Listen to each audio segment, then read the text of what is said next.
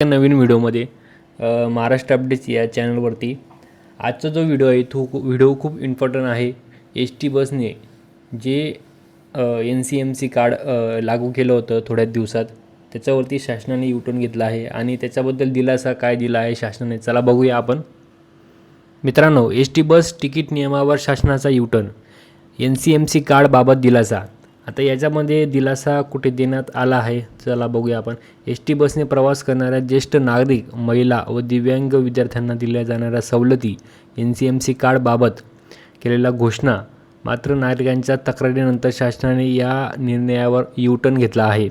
S T bus प्रवाशांनी ज्येष्ठ नागरिकांसाठी मोफत प्रवास, महिलांसाठी हाफ तिकीट, विद्यार्थ्यांसाठी सवलतीचे पास, सवलतीसाठी NCMC कार्ड बंधनकारक असल्याचे परिवहन मंत्री यांनी जाहीर केलं होतं। पण आता राज्य परिवहन महामंडळाने ट्विट करून सांगितलं आहे की NCMC कार्ड सध्या अनिवार्य नाही आहे, कारण सध्या काही त्रुटी असल्यामुळे, त्याच्यामध्ये काही प्रॉब्लेम असल्यामुळे आता शासनाने त्या निर्णयावरती थोडी कमकुवत भूमिका आता घेतली आहे।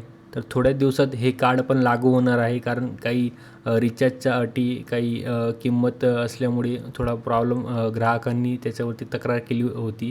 तर या शासनाची सक्तीचा निर्णय मागे घेण्याची स्पष्टता झाली आहे। तर काही थोड्याच दिवसात हे कार्ड महाराष्ट्र शासनामध्ये लागू होईल।